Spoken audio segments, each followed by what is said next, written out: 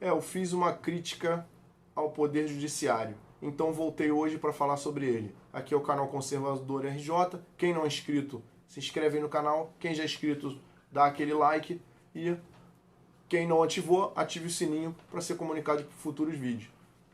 Quem quiser também pode seguir a nossa página no Facebook, Conservador RJ, e vamos lá para o vídeo. Bom, eu fiz uma crítica ao Poder Judiciário, ao Ministério Público, num dos vídeos anteriores, e é inevitável que seja feita essa crítica. Vou levantar alguns problemas. O primeiro, é óbvio, está na mais alta corte, que é o Supremo. O Supremo, ele tem praticado o chamado ativismo judicial. Para quem não sabe o que é quando o Poder Judiciário ele começa a agir no sentido de produzir e não no sentido de julgar o que chega nele. O papel do judiciário, em regra, é ficar inerte, parado, e quando o pedido chega nele, seja pelo Ministério Público, seja pelo autor, né, como qualquer cidadão, ele dá uma resposta. Ele diz a quem tem o direito.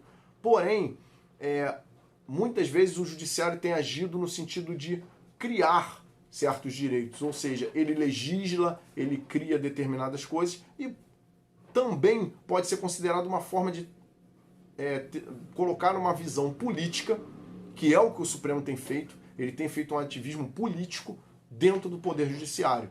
Não é só uma exclusividade, né? Não é uma exclusividade do Supremo. Tem vários e vários juízes que fazem isso, juízes, tribunais que têm essa postura. Isso é muito comum no Brasil. Mas o Supremo tem sido o norte, no caso, um norte negativo nesse sentido, porque ele tem sido uma influência muito ruim nesse sentido. E eu vou citar aqui alguns casos em que o Supremo patinou, para que entendam por que eu faço essa crítica e por que o Supremo precisa de mudanças urgentes. Eu vou citar aqui o caso do ministro Lewandowski, quando na posição de presidente do STF, ele, ao julgar a questão do impeachment da Dilma, ele fracionou o impeachment, ou seja, ela, embora tenha saído da presidência, ela não ficou inelegível, o que é um absurdo, porque isso é um efeito automático, digamos assim.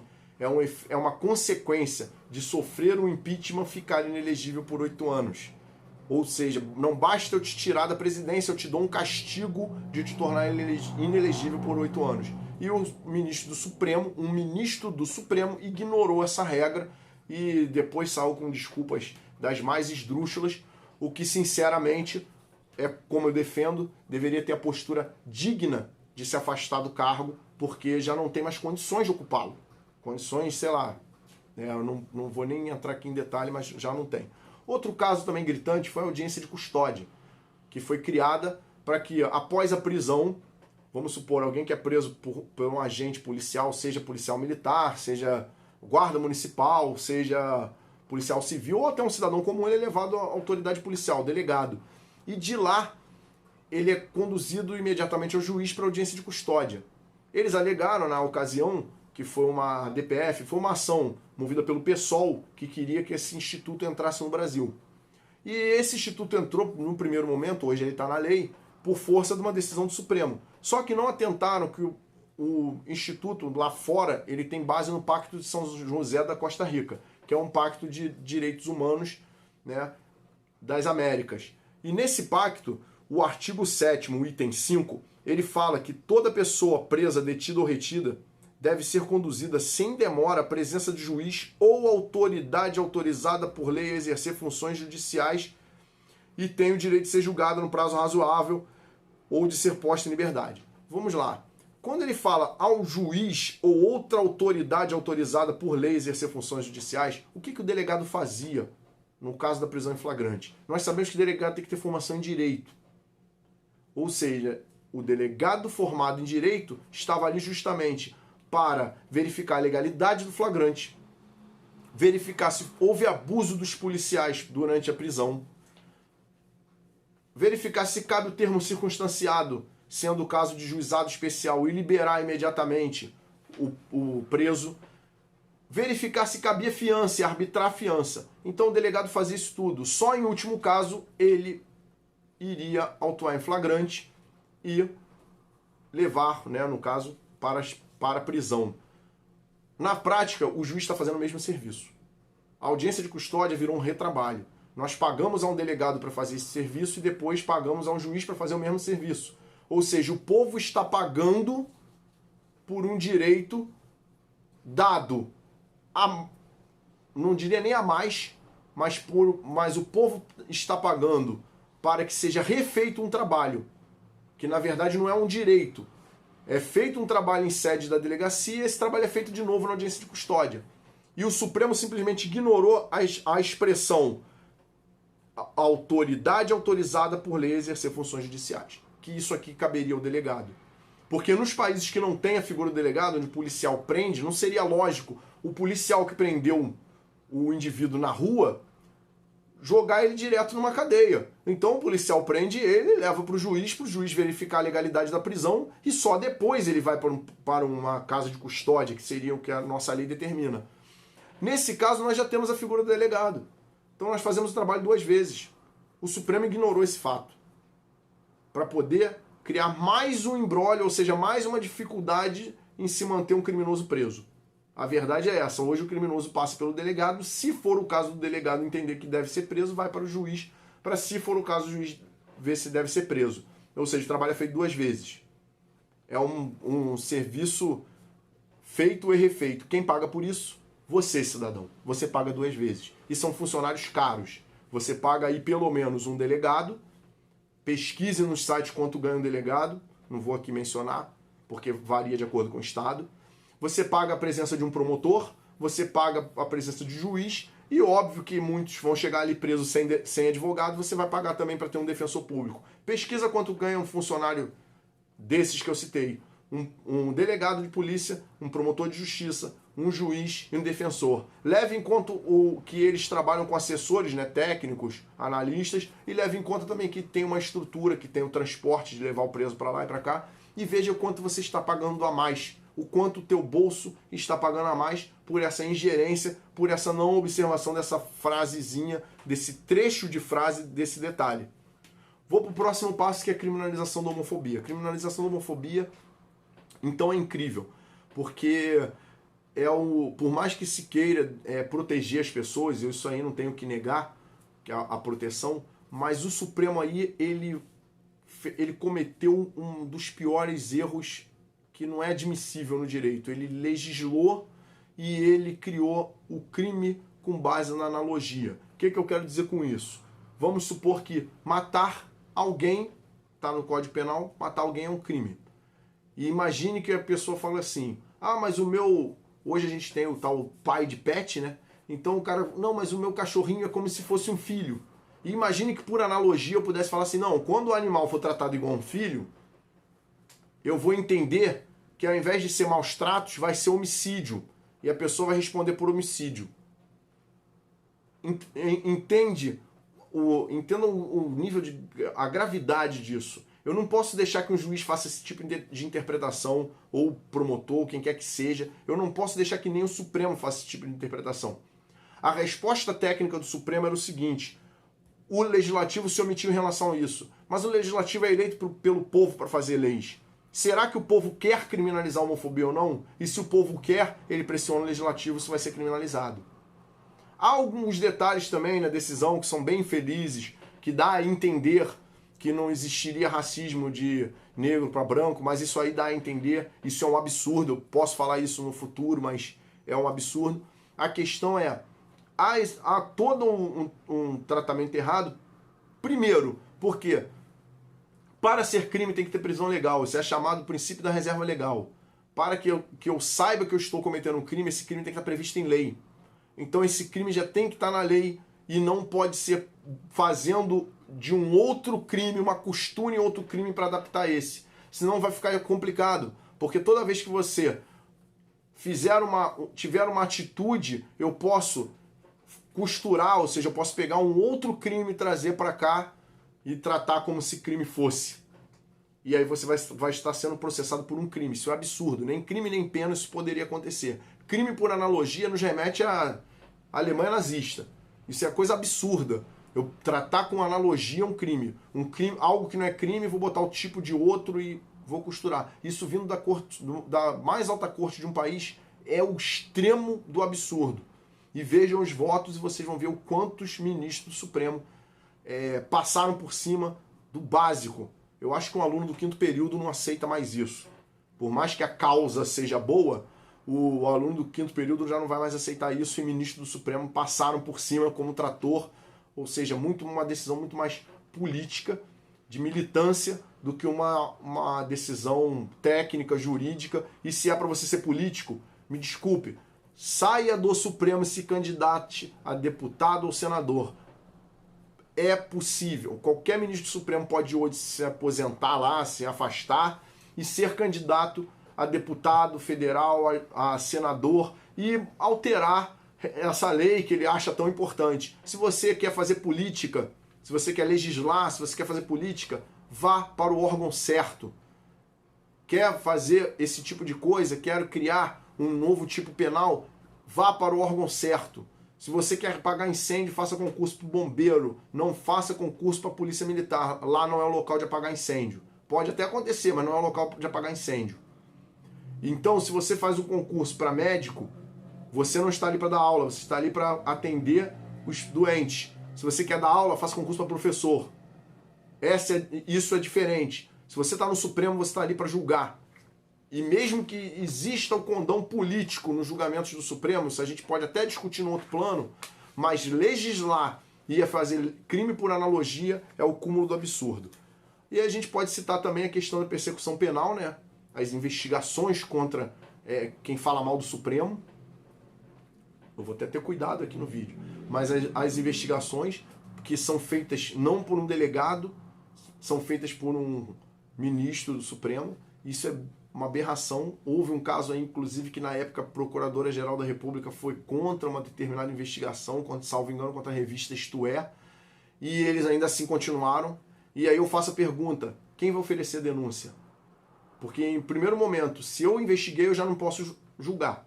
Se eu sou ministro supremo, estou investigando, estou colhendo testemunho, estou ali na condição de delegado, sou um ministro brincando de delegado, eu já não poderia participar do julgamento. Mas eu teria que mandar para o Ministério Público, que é só a Procuradoria-Geral da República que pode oferecer denúncia. E a Procuradoria-Geral da República já era contra a investigação. O que eles iam fazer? Eles iam nomear um outro ministro para oferecer denúncia? Ia costurar também? Não, quando a PGR, o Ministério Público não quiser oferecer denúncia, um outro ministro, que um brincou de delegado, vai virar promotor interinamente para oferecer denúncia. Era isso que eles iam fazer? Porque não tem pé nem cabeça esse tipo de coisa. Seguindo para o julgamento da cota no serviço público. Esse dá pano para manga, muita gente vai questionar, mas eu vou dizer o seguinte, você pode falar em justiça social, que eu não acho que é o caso, você pode falar em dívida histórica, que é pior ainda, no caso do Brasil chega a ser grosseiro, você pode falar em questão de tratar os diferentes de forma diferente, na medida das suas desigualdades, né, desiguais de forma desigual na medida das suas desigualdades, e aí você está presumindo que pela cor alguém é desigual, e eu costumo dizer o seguinte, o filho de um empresário negro, será que ele tem hipossuficiência econômica, técnica, em relação ao filho de um pobre branco? Então, sejamos honestos, essa hipossuficiência aí, ela é individual, ela não é por cor de pele. E se você vai falar de dívida histórica, também não caberia, mas olha só, no caso do serviço público isso é uma aberração. Eu fiz uma brincadeira onde eu falei o seguinte, se eu vou comprar um carro para você, com seu dinheiro, e você fala para mim, ó, eu tenho tantos mil, um valor X, e eu vejo o seguinte, ó, com esse dinheiro eu posso comprar um Corolla 0 ou um Logan 0. E aí você vai falar assim, pô, um Corolla 0 e um Logan 0. O Corolla é melhor em motor, é melhor nisso, melhor naquilo.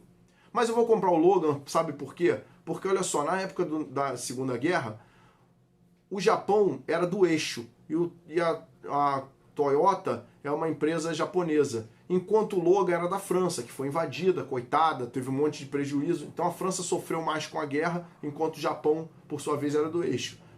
Sabe que dava até para comprar um Mercedes, mas eu não vou nem discutir a questão do Mercedes, já que se o Japão era do eixo, eu não vou nem falar do Mercedes. A questão é o seguinte, o concurso não é para dar emprego, salário dar cadeira para as pessoas. Esse pensamento já é esdrúxulo, e vindo de uma Suprema Corte é pior ainda. Porque o que esses caras pensam? Que eles realmente estão sentados no Olimpo para dar ordem e gastar dinheiro e viver no luxo. Eles foram agraciados por ser escolhidos para estar no Olimpo. Esse é o pensamento deles. Por quê? Concurso não é para te dar emprego. Eu não estou te dando emprego, eu estou fazendo um concurso para ver quem são os melhores que eu vou contratar para aquela função. E eu estou te dando algo aquém do que eu poderia dar pelo mesmo valor. Vou fazer só uma colocação. Imagine que eu abro aí 20 vagas para defensor público, sendo que 4 delas são da cota. O 18º tirou uma nota 8. Claro que a prova não é um critério absoluto, mas é o critério usado, então tem que ser respeitado. E o cara nas 3 fases ele fica com média 8, 9. Enquanto o outro fica com média 5 e ele fica lá na 100ª posição. Mas como ele é cotista, ele entra. Então, pela lógica, se eu faço o concurso é porque eu acredito que o concurso é para ferir o melhor. Se você não acredita nisso, então você tem que ser contra o concurso público. Você tem que pedir para que acabem os concursos públicos. Se eles existem é porque ali é a forma de aferir quem é o mais qualificado. Se eu aferir o mais qualificado e por uma questão, seja histórica, social, isso e aquilo, eu contratei aquele que não é o mais qualificado, eu estou dando um emprego para que ele fique ali comendo o dinheiro do povo. Agora, se eu estou contratando para prestar o serviço, eu tenho que contratar o melhor. Porque, na verdade, é o tomador do serviço que sai prejudicado. Nesse exemplo que eu dei da defensoria, aquele cara que, cotista, é o 100º, pegou a vaga do 18º colocado, aquele que com 6 entrou na vaga do que tirou 9, e é como eu falei, se você não acredita que concurso público é a forma de aferir o melhor, então você tem que defender o fim do concurso público, e não a cota. Se esse cara vai ocupar o cargo, eu vou estar dando um funcionário aquém, ou seja, pior, para o tomador do serviço. Aí eu estou falando da defensoria pública. Quem precisa da defensoria pública geralmente são os mais pobres. Aquele cara que realmente é pobre, que podia ter um funcionário nota 9, custando a mesma coisa para o Estado, ou seja, para ele também, para toda a população, ele vai ter um funcionário nota 5, pelo mesmo preço. Quem saiu prejudicado? O cidadão. A administração pública está pagando o mesmo valor. E o funcionário, ele está só ali ganhando o dinheiro dele. O cidadão foi prejudicado. Ou seja, eu te dei um Logan pelo preço de um Corolla e você está achando isso justo? Mas tudo bem, é o teu dinheiro. Enquanto for o teu dinheiro, tudo bem. Eu quero ver se o cara que defende isso, quando ele vai contratar um funcionário para ele, quando ele vai no médico dele, ele vai no mais barato. Aliás, mais barato não, né? Ele vai no pior e paga o mesmo preço. Eu quero ver se os defensores das chamadas cotas, se quando ele procura um marceneiro, ele pega o pior que cobra o mesmo preço. Só porque, coitado, né? A história dele de vida é triste. Se quando ele vai no médico ele faz isso, no advogado ele faz isso. São essas as decisões, no engenheiro, no arquiteto que vai fazer a casa dele. Então, não me leva a mal. Você não pode concordar que alguém pegue o seu dinheiro, gaste o valor de um Corolla e te dê um Logan só por causa da história da Segunda Guerra. Você tem que mudar isso. O Supremo fez isso na nossa cara, aliás, né? O Legislativo fez isso na nossa cara e o Supremo ainda falou que isso é legal. Isso não é legal, não. Isso é falta de interpretação. Não é para isso que serve. E se não é o princípio da igualdade que norteia isso, é o princípio da impessoalidade. A administração pública busca contratar o melhor. E o princípio da eficiência, o mais capaz. Ela não faz diferença entre as pessoas. Ela pega o melhor, indiferente de quem seja. Ela não está dando emprego, ela não está te dando uma condição. Ela está te contratando para prestar serviço para o povo. Então ela tem que se ater ao princípio da impessoalidade e da eficiência. Contratar o melhor, independente de quem seja. Então, pessoal, já começa por aí. Posso falar também das intervenções que o Supremo faz nos outros poderes. Intervenções essas que só são feitas quando é do seu agrado, porque nós estamos vendo aí, estamos vivendo aí o caso do coronavírus e e nada do judiciário ou Ministério Público, que aí a crítica vai para o Ministério Público, intervir nos desmandos que estão sendo feitos, declarar que quem restringe acesso à praia é o governo federal, esse tipo de coisa. Isso eles não fazem. Mas na hora de intervir para prejudicar, é o tempo todo. Isso é o tempo todo. Chegaram ao absurdo, né, de ter aí não foi o Supremo não, foi um membro do Judiciário, de intervir na nomeação de um eu posso aqui falar, né, do Sérgio Camargo para presidente da Fundação Palmares.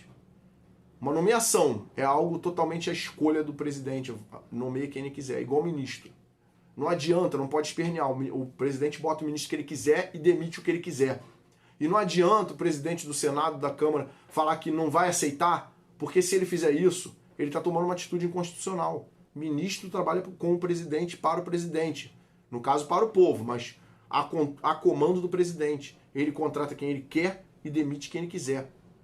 Se quer escolher ministro, se candidata à presidência. Mas não adianta ter os votos pífios do presidente da Câmara, que nem de longe não é o deputado mais votado, nem do Rio de Janeiro, e achar que pode ser o presidente.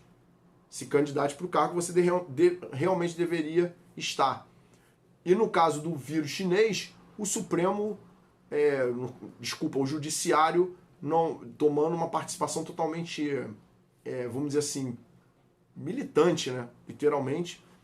E tirando as exceções, como eu mencionei no outro vídeo, mas a única coisa que eu quero lembrar, nós não podemos aceitar desmandes do Executivo, Legislativo e Judiciário. Todos trabalham para o povo e do MP. Sendo que o Judiciário e o MP são um problema maior, vai mudar a longo prazo. O Executivo nós conseguimos mudar pelo menos o federal. Nós temos hoje um Executivo totalmente mudado. Temos que mudar nos outros entes federativos também. E o Legislativo tem que ter uma limpeza muito grande, que a coisa está muito ruim. Lembrando, gente, não deixe alguém pegar o teu dinheiro e comprar um Logan no lugar de um Corolla. Ou, quiçá, um Mercedes. Valeu, pessoal. Vamos divulgar aí.